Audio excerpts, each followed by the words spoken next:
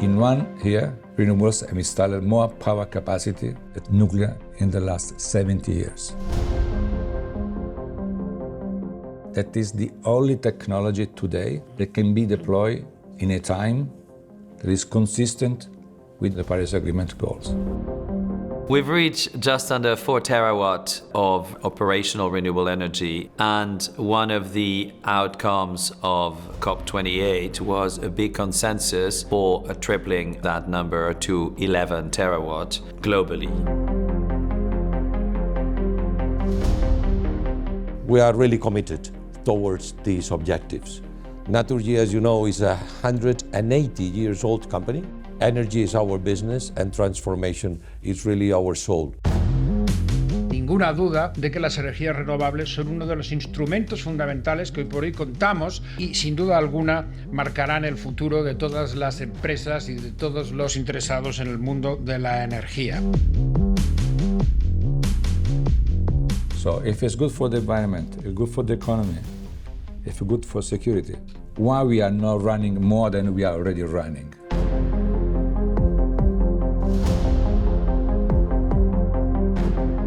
The money is there, but what we're missing is good projects. There is a class of investors that might be adapting, but at the end of the day, we need some sort of market redesign.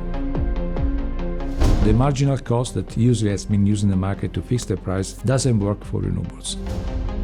And returns are falling, especially they're falling and they have fallen quite low in countries which have been the first one to embrace renewable energy. This is, the winner's curse in a way. So we need long-term contract, and we also need to enhance capacity. Part of the problem of some of the storage solutions that exist now is the cost, because they are new technologies. I don't want to talk about the elephant in the room, which is hydrogen. Hydrogen will be already very close to be economically viable. So the question is not the supply side, the question is the demand side. It's all a matter of scale and location. In some places and for some sectors, they will be incredibly important, and for some locations and some other sectors, other technologies will be more important.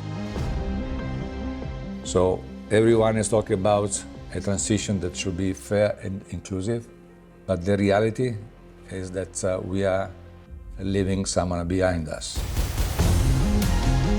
Continent as Africa, Southeast Asia, they need a kind of reviewing the way we are supporting them. We need a solution that relies on many different pillars and not only infrastructure.